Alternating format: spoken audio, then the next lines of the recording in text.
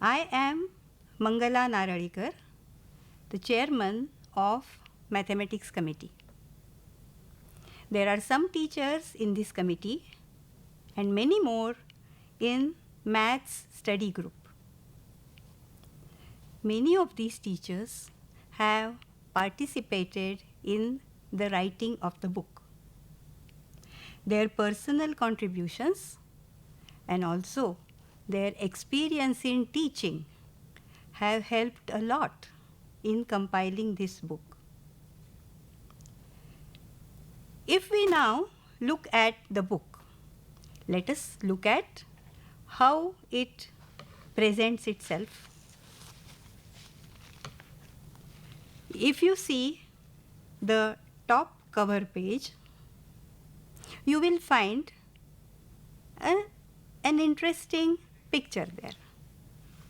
Remembering that children like play and games much more than studies, we have given some line drawings of children playing with the instruments in the compass box. We have introduced all these instruments in the book here. A set square being used as a slide, or a protractor being turned into a rocking seesaw. These will certainly bring smiles to the faces of the readers. Now look at the back cover page. We have given a game there, much like the game of snakes and ladders. It is to be played with dice and counters for all the players. Just let us look at it. If the counter comes, say, on the square 4, there is a small mathematical sum given there, -3 plus 7. So the answer is 4, and the counter moves 4 places up, 4 places forward. That is 5, 6, 7, 8. On the other hand, if the counter has come to square 52 with the help of the dice, then the sum there is as a very small sum, -4 plus 1. The answer is -3. So the counter should be moved 3 places backwards or behind. So the counter will go to 51, 50, 49. You will notice that it is much like snakes and ladders, where the counter goes up with the help of the ladders and goes down with the help of the snakes. So here the same actions are given with some simple arithmetic sums. I am sure that the children will like to play this game, and to play the game they don't have to open the book. So the binding of the book will not be disturbed by playing of the game. Now we come to the content of the book. Right at the beginning is mentioned a list of the competencies that students are supposed to acquire after they finish studying the book. So the teachers will get a good idea of what the students are supposed to accomplish by studying the book, and the teachers in their own ways can help the students in attaining this goal. Now, if we go further, you will find a division of the book in 2 parts, part 1 and part 2. This separation is made as we, the writers, thought it fit. And we thought it is convenient to divide the material in 2 parts for the first term and the second term in this way. But please remember that it is flexible. If the teacher finds it more convenient to rearrange the chapters, the teacher is certainly free to do so. But at the end of the year, all the parts of the book should be taught. That, however, should be implemented. We all know that study of mathematics always uses whatever is learned in earlier stages. Whatever concepts and results we learn earlier have to be used again and again. In that spirit, you will find that the material in this book is in direct continuation of what was presented in the books for standard 1, 2, 3, 4 and 5. See the part in geometry. We have introduced the concepts of a point, a line, that is a straight line, and a plane informally. But we have given examples from day-to-day life which are experienced or seen by most students. Then there are some properties of triangles and quadrilaterals, and in all these we have given some interesting activities for the students, so that the students can use their skills and have some activities with paper, cutting, painting, and then discover some of the laws by themselves. This is in keeping with the model of constructivism, and you will find that this is followed at many places in the book. In geometry, of course, children love folding and cutting papers and drawing figures with compass and the ruler, and there are many such activities there. I am sure it will not be boring for them. Coming to the number work, rules for divisibility by 2 and 5 were learnt earlier, and here we have given the rules for divisibility by 3, 4 and 9. Again, you will find that these rules are not given in a dry fashion. This is the rule, check it out, and that's done. No, this is not the way we have done it, but we have asked the students to look at many numbers, to examine them in certain ways, and then to find out for themselves if and when the numbers are divisible by 3 or 9. So, through such activities, we have encouraged the students either to find out or at least guess the rule that we want to teach them. So, this I think will be implemented rather easily. And there are some problems given as well to find out whether the certain numbers are divisible by 4 or 9 or such numbers. Now, in the numbers part, for the first time we have introduced negative numbers. Now, that is a very important concept, and we all know that it is also a little difficult for the students at the beginning. To give this concept more clearly, we have given similar examples. Like a bunny rabbit jumping on the number line. If the rabbit is jumping to the right of the line, he is adding positive numbers. Jumps to the left of the line are negative numbers.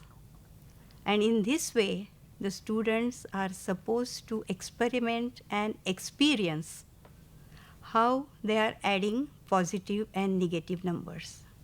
There is enough material in the book. Again, to understand these operations better, we have given example of money. After all, we all have to deal with money, and even the students are used to handling money.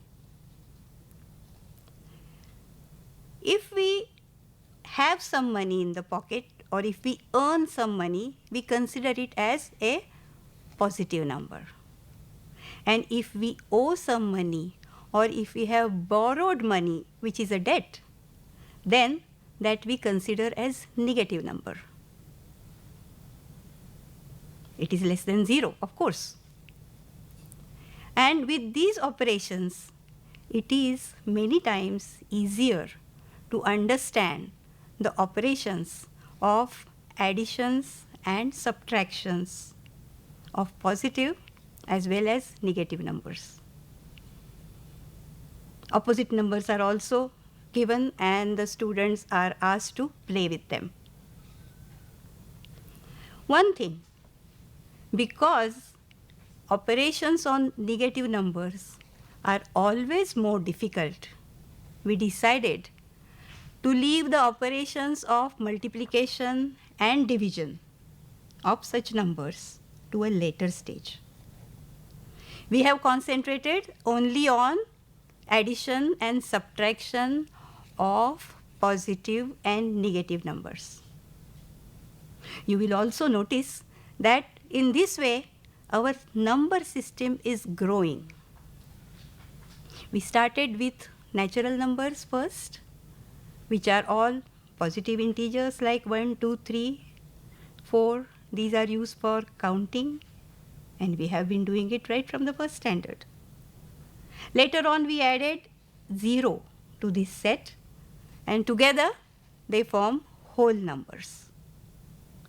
Now, here we have added the negative numbers. Then positive numbers, 0 and negative numbers together, they all form a big set of all integers. This concept is also explained in a very informal Venn diagram. We haven't called it a Venn diagram. There is time yet before they learn Venn diagram later. But this is an example of Venn diagram, all right. And it also helps them to understand how one set can be contained in a bigger set, that set contained in a yet bigger set, and we have given an example of the classroom contained in the school, the whole school contained in the town, and the town contained in the state. So with such examples, students do understand concepts better. Now, let us come to the fractions.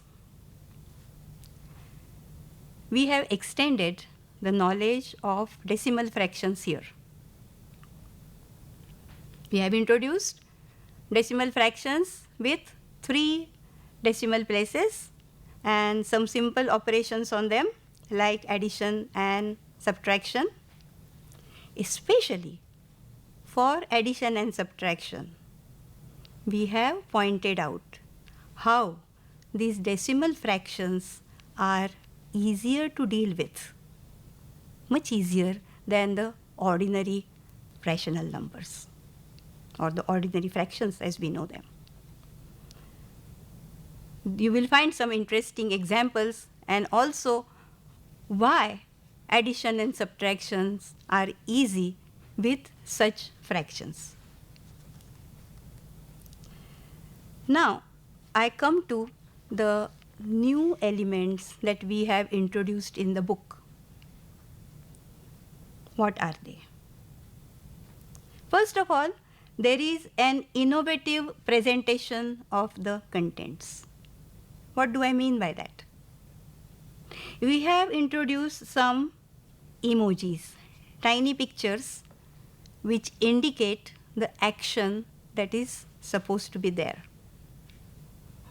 Let us see some examples. There is an emoji called "Let us recall." Of course, that will contain revision. And as I mentioned earlier, in mathematics, you need to do revision of the material learned earlier. But we don't call it revision. We don't call it by that boring name, but we have presented it as an activity. Look at page 29. The student is asked to make a bill of the things that he bought in the shop. The prices of the articles are given, and they are given in decimal fractions. So the student is expected to write all the numbers of the prices along with the names of the articles, make the total of the bill, and if he is presenting 100 rupees, he will also calculate how much money he gets back. So all this activity contains the revision of the first 4 standards that he has learned, or of the first 5 standards really. But we don't call it revision. It is revision though. But we indicate it by the emoji, let us recall. Then there is a very important emoji called let us discuss. Now this I would think is a very, very important part. Why?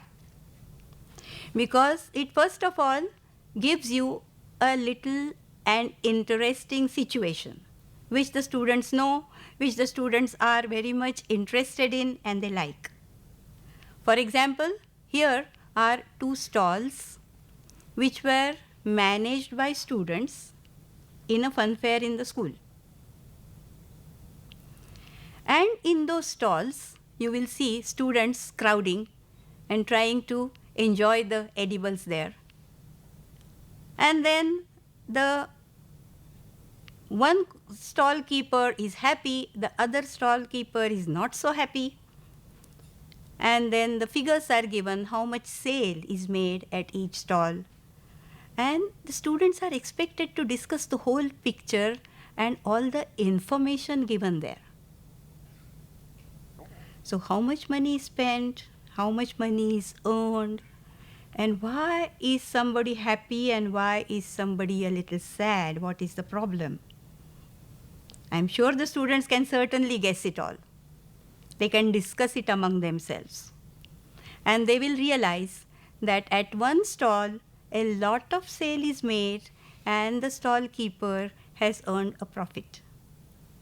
All the material is sold, whereas at the other stall, not much material is sold, lot of food is left, and the stall keeper has incurred a little loss. Naturally, he is sad. So that will teach them how to calculate loss or profit in any transaction.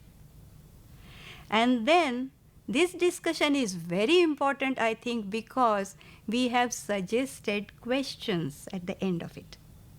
And those questions are like open-ended questions which do not have fixed answers, but the questions will invite a real free thinking from the students and independent thoughts, their independent opinions, and I wish that the teacher will have patience to listen to them all. And the questions are given so that students will be taught to learn independently, to think independently, freely, and express their opinions. A very important quality. And this will be the introduction to the section on profit and loss. Let us look at another emoji called let us learn. Now here we are going to teach some new concept or some new activity. We want to teach them to write equations now. A very important part in algebra and a very, very important part in school maths. So we are going to compare an equation with a weighing scale of this type. This weighing scale has 2 platforms, and if both the platforms are in a level, we say it is balanced, and both the weights on the platforms are equal. And an equation is much like this. The operations of adding same number to the 2 sides or subtracting the same number from the 2 sides is explained very easily with this example of this type of weighing scale. That is why we have introduced this scale in Let Us Learn.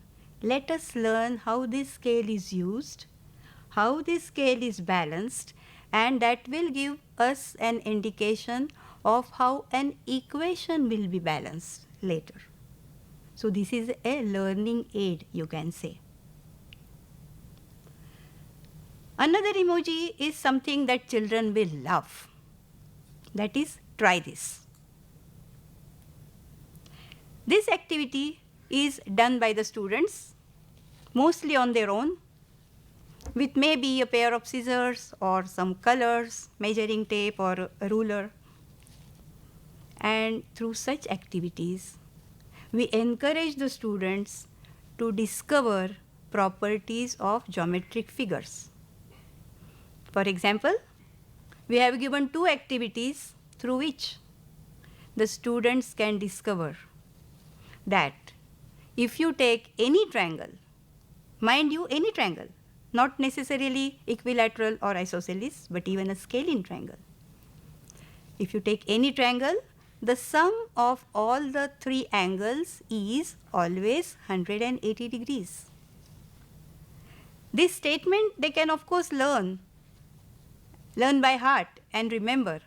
But if they do this activity by themselves, and if they discover that by cutting up any angle and joining the angles, they discover themselves that all the angles add up to 180, they will certainly remember it very well. And they will love the statement as well. One more emoji we have put in, and that is also very interesting, and that is called My Friend Maths Everywhere. It is very important to realize that mathematics is not restricted to a classroom or to a textbook or only to the school curriculum. Mathematics is actually discovered, used, and also realized in different parts of life and so many different places. I hope the teachers will encourage the students to find the relationship of mathematics or the use of mathematics that they have learned in different walks of life. Here are some examples. When we introduce negative numbers, we had to give examples or situations where negative numbers are actually used. This is a very known example. In a lift in a big city, in a very tall building, very often there is a basement. There are two basements also sometimes if they need more parking. And then the floors, different floors are given numbers on the board in the lift. 0 is usually the ground floor. Upper floors go up like 1, 2, 3, and the floors of the basement below each other, they will go like -1, -2. Now this is a very good example of where the negative numbers are used. In the next picture also, there is an experiment, not an experiment really, but this is something which they have observed. They all love to eat ice fruit. In hot summer days, ice fruit is so welcome.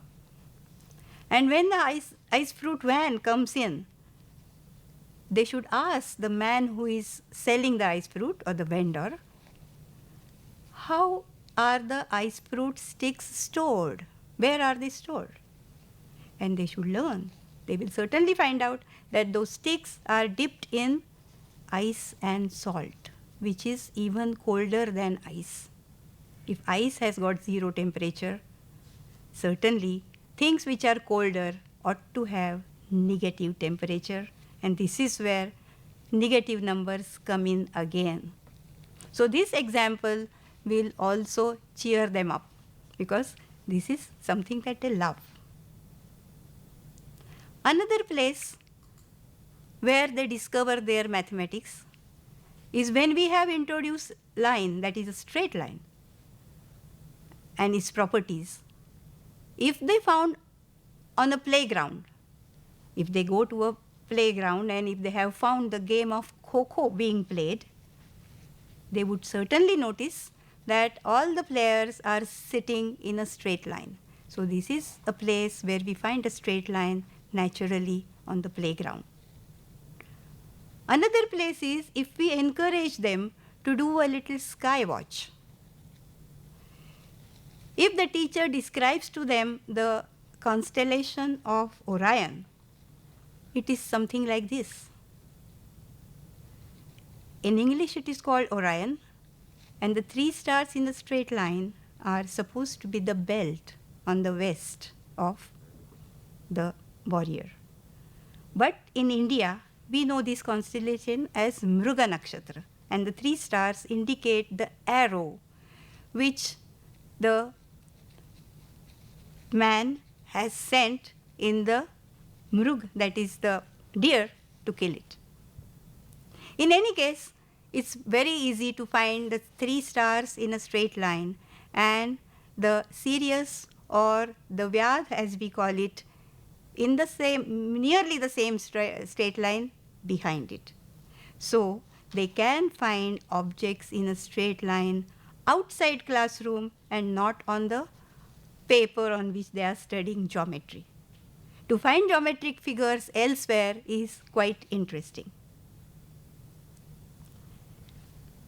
Then in the book we have also mentioned some new thing, another new thing.